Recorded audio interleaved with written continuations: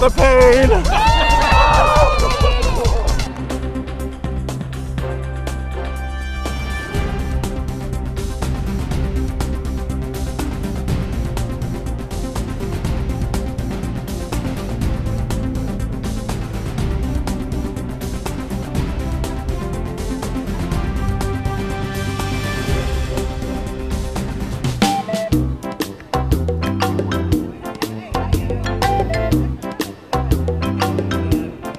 Justin Elliott, a member of the City of Hudson Fire Department. It's 43 degrees, few clouds, but it's still cold. Why do people do this? The money's going to two great causes, and we like to think that people are going to donate to the good cause. People are going to take the risk, and they're going to suffer a little bit, but all the money's going to go to two great causes. What's it like doing it? Well, you know, the pins and needles feeling you can get when you jump into a hot tub that's too hot, it's the same feeling, only opposite.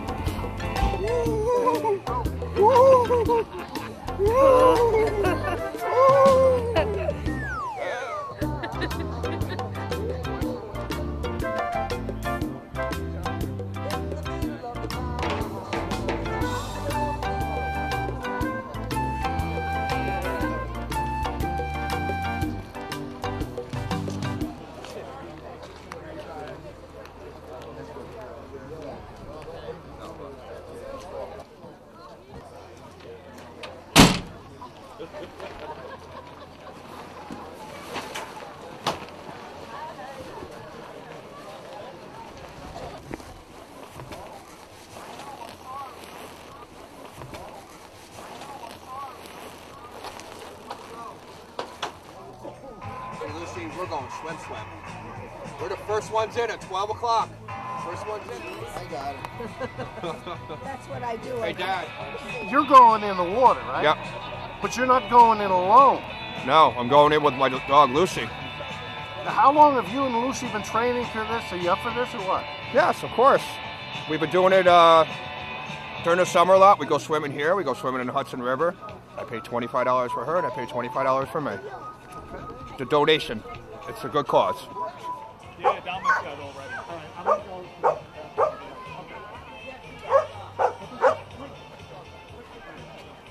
Come on, cut it out. Cut it out. You've raced in a lot of races. You've been involved in a lot of community things. What's this mean? It means I'm out of shape. No, anything that happens in Hudson, anything for Hudson, anything for a good cause, I'm front and center. And this is a charity event to benefit our volunteers who go and jump into the water and rescue people on a daily basis. So why not? And as everyone knows, I love to get wet.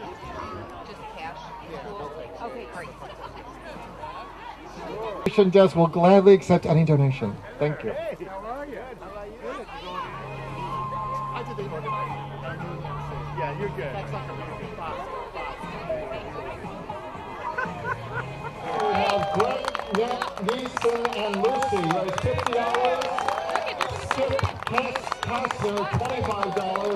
And the big race team. Come on, Lucy. This is what you wanted. Lisa Berkeley. $675 to investors.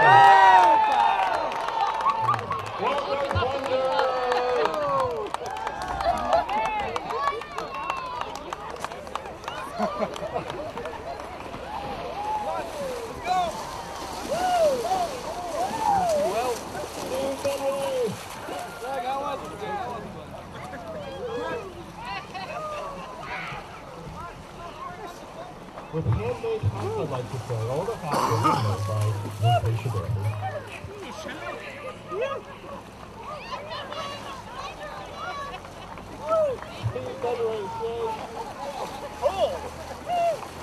Nice. Somewhere in each other now. And Matthew Monroe, sorry, $75. Team Pinky, $100. Margo Rose, $25. And DJ, Cody Squad Yoga, $200.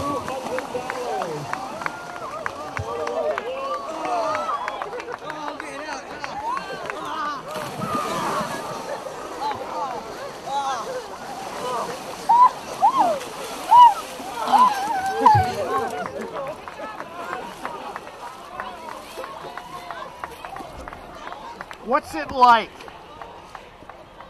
It's Doing a high five there. it's it feels like I'm alive. It feels good. Thank you. 12, 20 girls. Please report.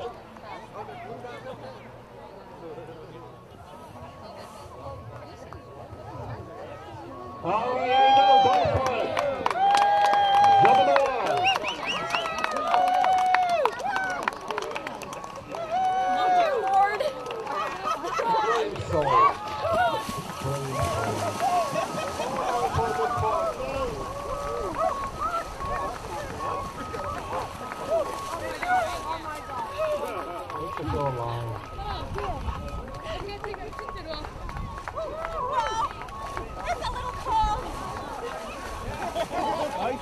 Still on part of it. What do you think? Oh, it's okay.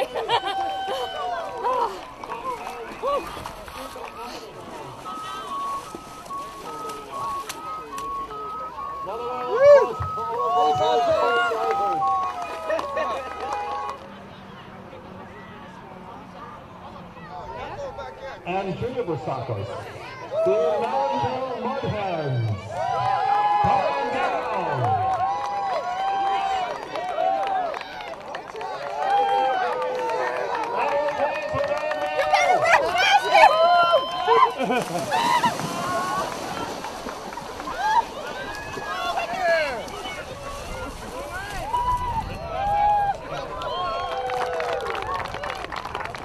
Thank you very much. Calm down. Here they come.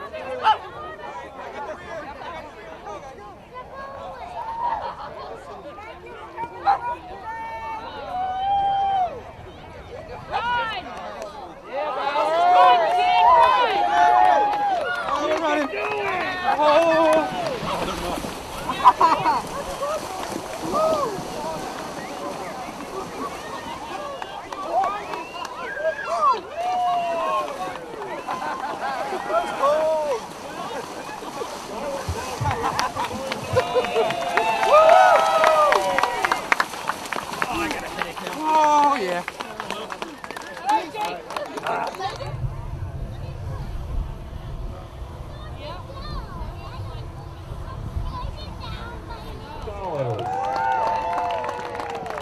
With Daniel Zinga, Michael Shanides, Michael Mosley, also with $75 we have Michael Crosby, Ryan Rosswell, and Ryan Tiaro.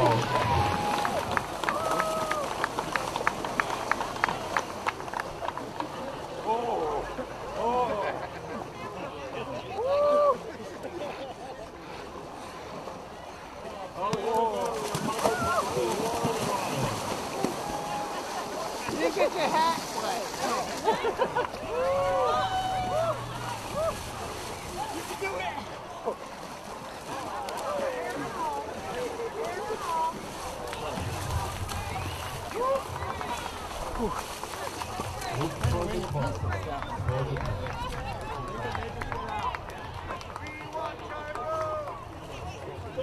Applause for Nick's Frozen Friends. Michael and Ryan with Suzanne, Michael, and Nick, Michael Mosley. Big round of applause.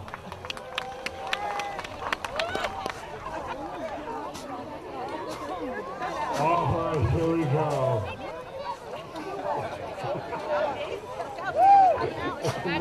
In the pink with the white tutu, we have KS Fitness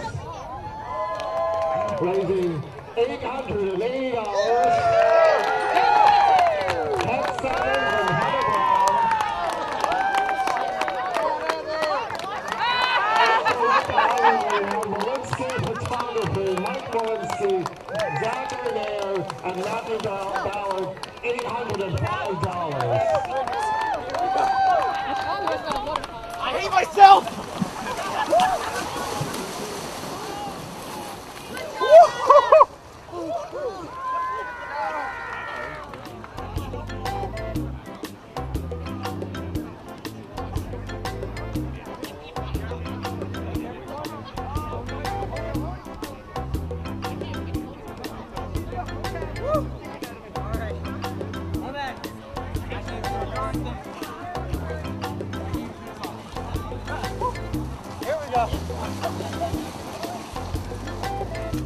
like that guy. He's awesome.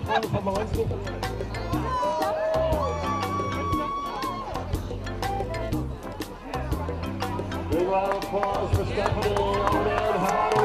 The biggest competition.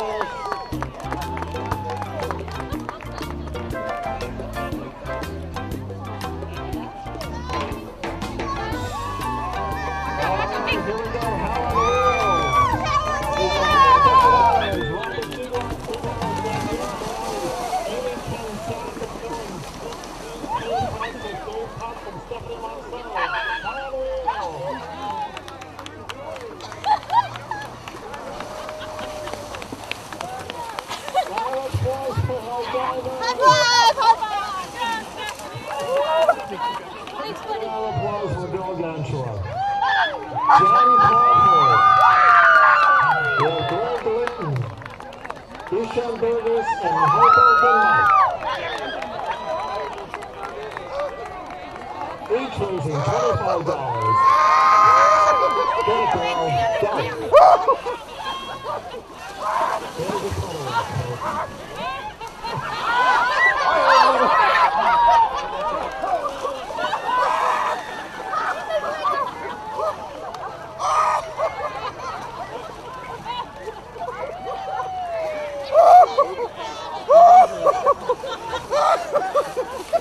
Oh my God, it's so cold! Justin, was it worth the pain? It's worth the pain! Alright, I gotta get this one. I'm not a runner, I'm sorry. Oh my God, you're crazy! You're crazy! Oh, Lordy, Lord. David Lee and Donald Trump to register. David and Carl to register. First Ford Supervisor. Richard Carl, also in the water.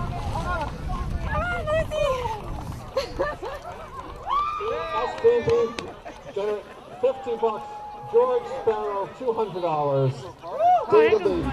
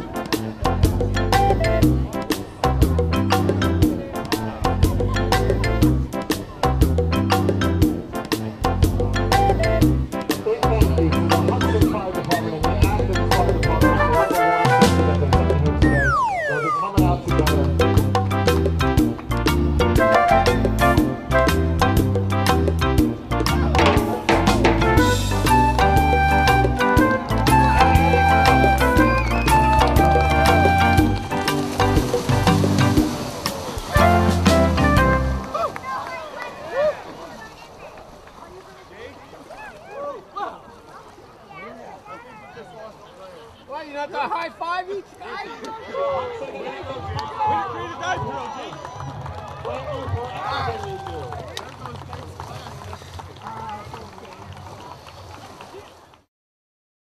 Your home is unique. Your family is unique.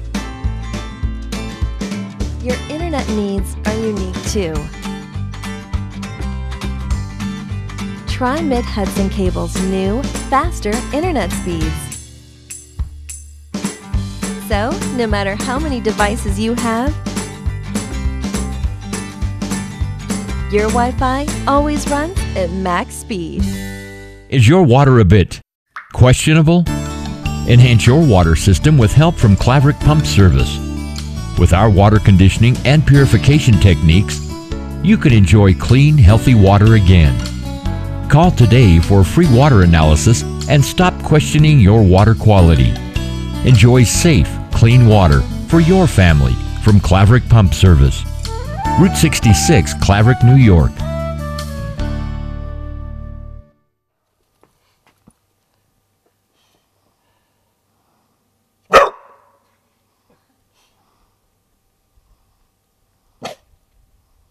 Hey, Charles, look out here. Hey, look. Looky. I help local people like you. Experience compassion. If you've been injured or arrested, call Michael Howard first. Michael Howard, 828-6110. Michael Howard. World famous Harlem Wizards!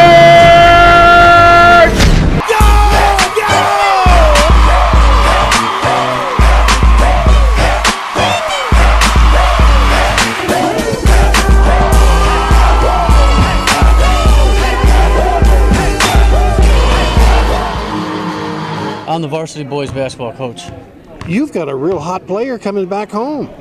We do. Unfortunately, I never coached Jordan, but he is filling the house for us tonight. The community's excited, and we got a packed house. Have you ever seen this many people? No, not here. You know, our home games aren't quite like this, but I'm expecting a full house with a little overflow. All kinds of great stuff. Hey, how about a big hand for Tay? Dion! All right, Dion! Another pretty little Grace. All right. What's it like coming home? Oh, it's amazing. You know, I get to see And how about a hand for people that I haven't seen since I've been in high school. So it's going to be a nice homecoming. I can't wait to put on a good show for everybody. You packed the house. I know, crazy sold out show.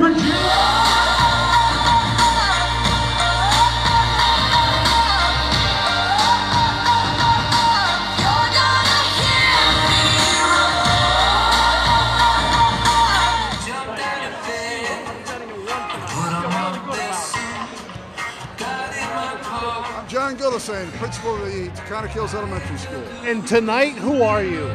I am the coach of the Taconic Hills team playing against the Wizards. Just looking at your team, they look out of shape, not terribly talented. Is that true? It's mixed. It's mixed. We've got some youth, we've got some excitement, and we're determined. What do you think your key strategy would be against the Wizards? I guess we would have to just work as hard as we can because we're going to get whooped bad.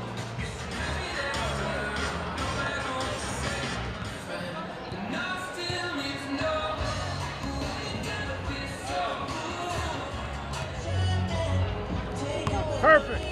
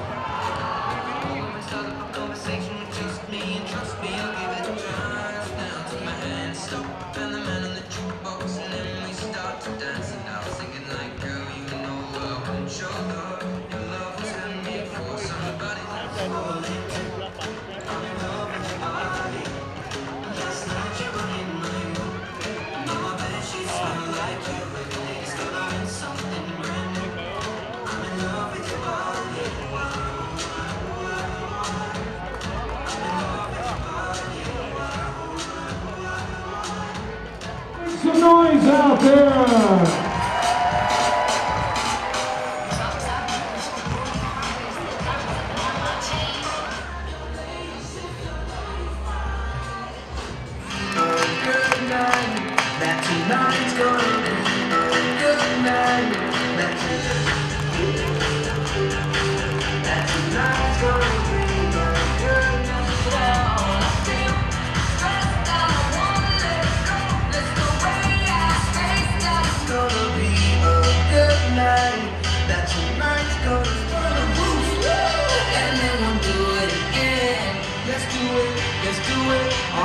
Come on, I know we can do better than that. Let's try this one more time.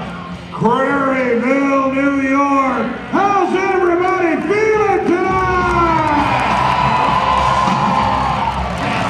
Much better, much better. Director Angela Webster. Of course, thank you to Jordan and the entire Hoose family.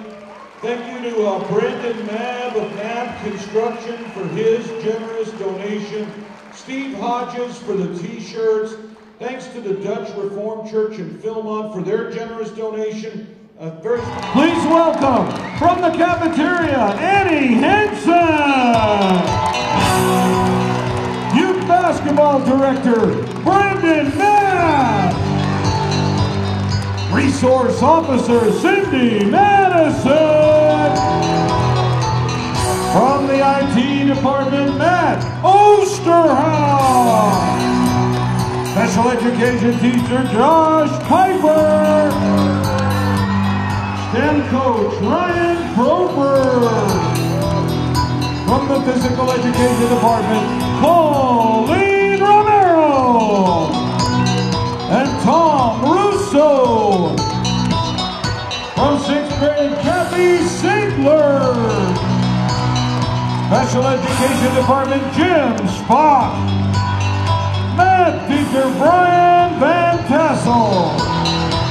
From the Physical Education Department, Holly Van Tassel. And math teacher, Angela Webster. Your coach, elementary school principal, Mr. Goodison. Ladies and gentlemen, Harlem.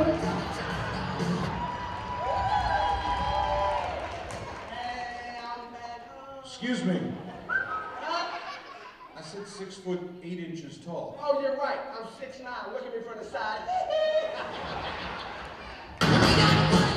Ladies and gentlemen, this 9-year veteran of the Harlem Wizards comes to us from the Bronx, New York. Say hello to number 32, TJ Tomahawk Stu.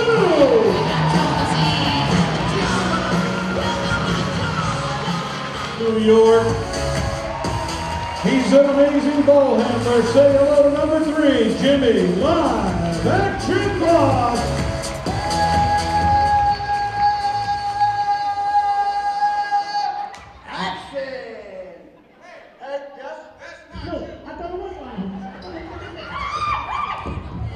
This 6'5" tall and hails from Dothan, Alabama. Please welcome Showtime number 2, Lamar Showtime Jackson.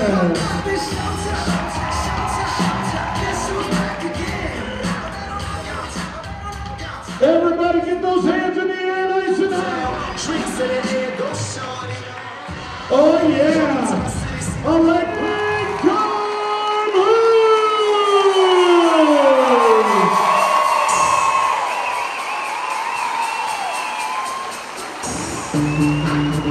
Come on, get those hands clapping. Let's kick it.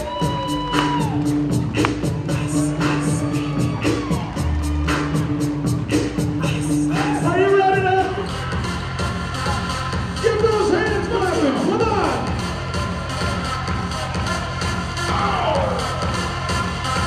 Here we go there. Hands in the air there. Let's go.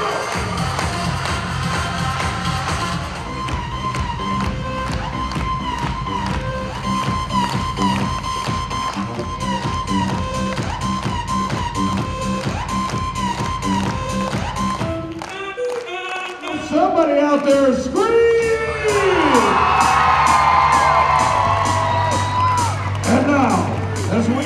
David Nick Smith. Wait, all right, come on.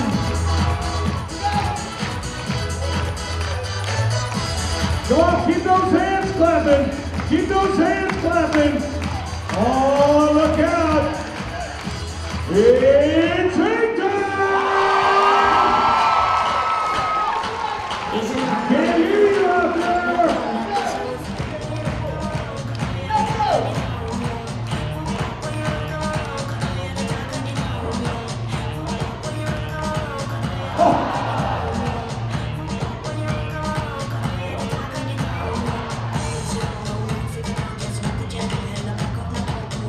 Oh, look out!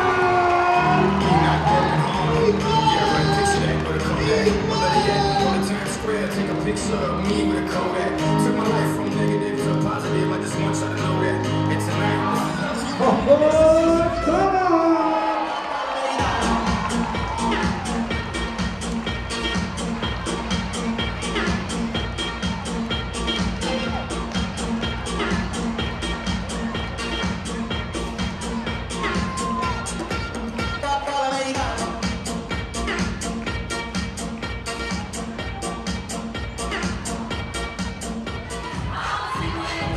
Get the ball, Signal, come on! Now we got a couple of ladies out there. I can't hear you out there! 3 ladies trying to steal that ball!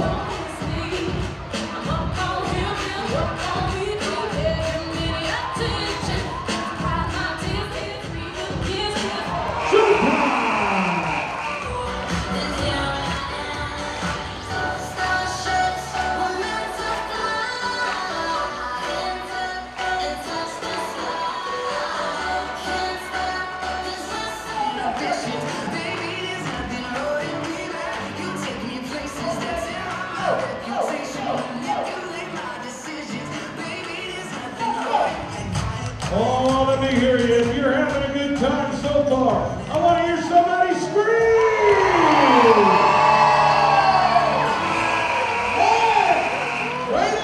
That's the end of the first quarter. Harlem Wizards 14. They say I'm a rapper. Stay on your man. Stay on your man. They say what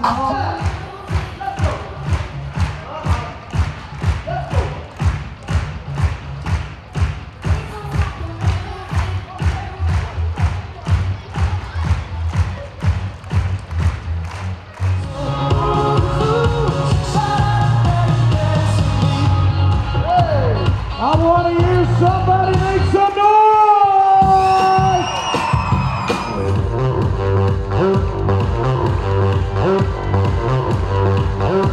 I'm sexy and I know it. Make some noise for a brand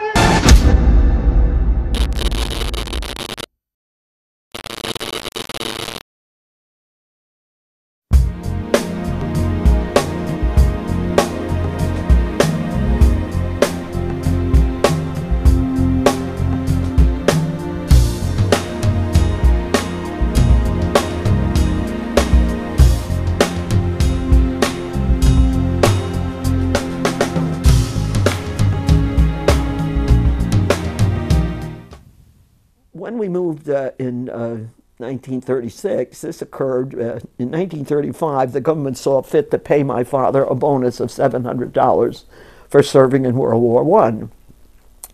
And he had always promised my mother a house. So he knew Jimmy Heyer, and some friend of his who was a lawyer had died, and his house was up for sale. And so for $700, we got the house that my brother Dick lives in today. Taxed now for $67,500. Basically the same house, except it has water and heat and lights, and it's been shingled and a few things done to it. But that's how much the prices have changed in my lifetime. We loved our house, and once we got on shore, we were never leaving. The only person that moved was my father. He went to Florida for 30 years. After my mother died, he went to Florida to live. And none of us liked Florida. We went down and visited, but it was not our cup of tea. air conditioning in, air conditioning out. You went from air-conditioned house to air-conditioned car to air-conditioned store, and it wasn't too much. He enjoyed it very much, traveled a lot, saw a lot of things that he always wanted to see. My father had never driven, and so when he went to Florida, he took driver's ed and learned how to drive, bought a car, drove right north, had no trouble, and drove till he died. When I wanted to learn to drive, my father threw his hands up in the air and said, "Helen, we've raised a fallen woman. She wants to drive. Next it'll be drinking, smoking, sex." And that was it. Melted me right down. But I got the kids up the street. Billy Ford and Jimmy Diedrich taught me how to drive in a car I got from a patient I took care of who had no money. The only thing she had was a car up on blocks. And Mr. Brady said, "Take the car." And I did, and I learned to drive. And I wanted to learn to drive because my mother used to walk to Catskill in the morning when we were going to school. We were late most of the time. And she'd then walk down and try to get a ride and walk back with grocery bags. I thought it'd be kind of nice if I could drive, I could take her. And I finally accomplished it. But I couldn't park the car ever in front of my house. I had to park in front of Mr. and Mrs. Weber's. My father said it was a disgrace. Women should not do those things. My father had a lot of things that women shouldn't do. And that was one of them. Another one is that you really shouldn't have any money of your own. My bank book had his name on it. He could take it quicker than I could. And so you learn to give and take. It's the way it worked. But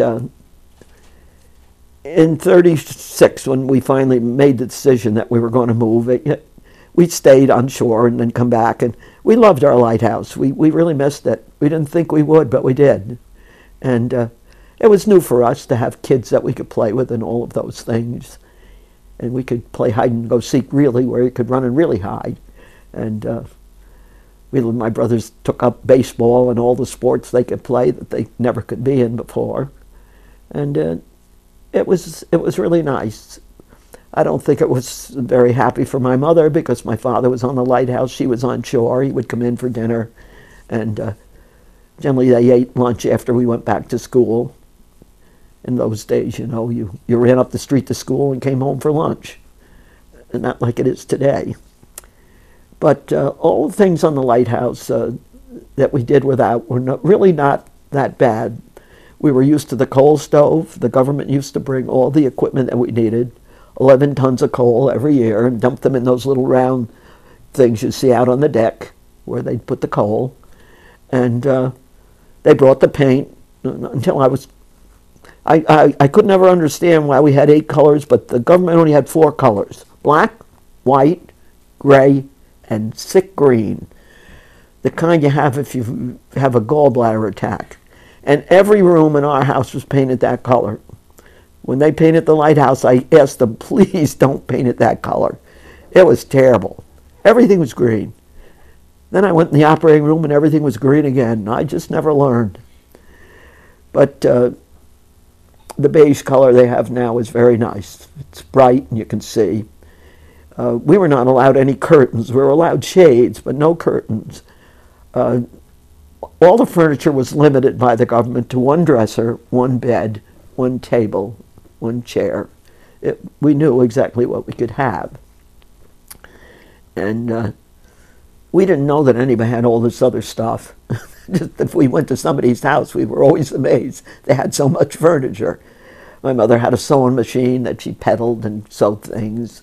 My father had a desk. We had the radio. We had one of those lounging chairs, a little rod in the back of it. That was limited. Most of the beds folded so you could move them. The top and the bottom folded. They were like a cot-type bed. My mother's and father's was a regular bed. But the kitchen was, you know, limited in the amount of things we could have, and the pots and the pans. My father had the cellar where he did all his stuff. I remember the cellar because my father went down there to pull his bridge work out one time. He was having a toothache. I was about 8 then. And I snuck down. My mother said, if he catches you, you're going to get a licking. And he says, Helen, I need the whiskey. And all his bridge was infected. And he went down there and he'd take a little swig, and then he'd pull on it and go, ah, and finally he got it out, and all the pussy stuff came out, and he rinsed it with warm water, and the ice was, you know, he couldn't get ashore. He had to do it himself. He was so sick. So when I went to Dr. Varley over in Hudson, I had 2 extra eye teeth, and I hopped up in the chair, and he said, I'm going to pull those out, Emily. And I looked around, and I said, where's the whiskey? He said, we don't use whiskey. I said, my father does. He said, no, we use gas. I said, that tastes awful, because I knew sucking it up, filling up the motor. I said, ugh. He said, no, I have gas in a nice thing. He said, a little canister. So he gave me a few whiffs, and I didn't even know what happened. I went home, I bragged it up to my father. We should get some of that right away. It's good. And my father didn't think so. He stayed with his whiskey. Little things like that happened. My mother wanted a vent in the kitchen. My father said no, the government wouldn't allow it. But my father got a new pump gun, and he went hunting one day, and he came home, put ducks on the thing for my mother to pluck, of course. I noticed that men did it, but women always seemed to finish up the work. I was kind of figuring out how this job worked, you know, being the only girl. And so I knew my mother would have to pluck the ducks. So my father came in, he took over everything, and he said, okay, kids, gun lesson number 1, gather around. And we're just little. He's pumping the shells out. My brothers are catching them. And then he says, there, now. He said, now you make sure the gun is clear. Points it up, pulls it. There's one in the chamber. Whack, a hole in the ceiling, plaster's coming down. My mother calmly says, and that, children's why you never point a gun at anyone, because there might be a bullet in it. And my father sat there 10 minutes and said, well, Helen, maybe I can give you that vent up in the boys' room. And that's how life went. They never blew up at one another. I have to say that. They had great patience. And you had to have great patience with my father, because he knew one way to do it, his. There was no discussion about how it's going to be done, unless it was a failure. Then we might discuss it a little. My father was great at making candy. He was pulled taffy and all those things for us. We learned all those things from him, and a few other things that we shouldn't have. But we hung the flag every day. He made us pledge allegiance. My grandmother, being German and coming to this country at 15 with nobody here, absolutely demanded you be an American. We were never German Americans. She said, you are an American. I left my country. I had to. I will love it till I die, but it isn't my country anymore. They've taken it. And that's how most Germans felt after Franz Joseph and the way the war went. And she never would speak German, or ever. She taught me how to count in German. That was about the only thing she ever did. But she instilled in us that we were Americans, and that's what we were. And I loved my step-grandfather. My father's father had died of hasty consumption, which is TB, in his 30s. And so my father brought home a friend of his from the job he was on in those days, and she married was Willie Grunlin. And Willie Grunlin was a very nice man. I enjoyed him. He was a great grandfather. And in my mind sticks one thing. My grandmother used to have guppies. And one day the guppies were having babies, and she gives me this, I'm standing there, I was 6 years old, she's scooping the guppies in there, and Grandpa comes out, he's got to go to work, and he's taking his pills, and he reaches and he takes the glass, and before I can stop him, the guppies are gone. Grandma said, where's the guppies? I said, Grandpa swallowed them. I felt so bad, but I couldn't defend the guppies. They were gone. And a lot of little exciting things like that happened to us. I met a lot of nice friends that, when I went to my grandmother's. I used to take the train from Huntington Station and trade in Jamaica. I had a tag that hung on me, told everybody what to do with me. And I would get the train into Woodside, and my aunt would pick me up, and I went to school. And my grandmother had kids that she boarded, 2 Jewish kids, and one little girl that went to the same Catholic school I did. And so I had a lot of friends. But I never could quite understand it. All the Irish kids that lived in the neighborhood, they couldn't afford to go to Catholic school. There were too many of them. And I, who didn't want to be there, was there. You know, it didn't seem quite right. And eventually my grandmother, she was a super in a building. That's what she did after my first grandfather had died. And so she kept it up because she got an apartment free for being the super. So she'd move from complex to complex. So we moved to Sunnyside next. And I think I was there about a week. And they were building the building. And I thought, geez, that's neat. It had ladders all over it. So I thought, well, I'll climb up on top there. It's about 5 stories high. So I just kept climbing. There were ladders, and it was wide, you know, pieces of metal that went all over the place. I just kept going up. Pretty soon I looked down there. It's all these cops down there. And I thought, well, I wonder what they're doing down there. So then by then I decided, I've seen everything up here. I'll go down. And I'm coming down. The cop's coming up. And he said, take it easy. Don't fall. I said, don't worry. I won't fall. What are you doing up there? I said, I wanted to see what I could see up there. I mean, I'd been on a lighthouse. I'd run up and down ladders all my life. That was like walking on Broadway. So I got up there and saw what the world looked like and had an interesting time. But I got a heck of a licking for it.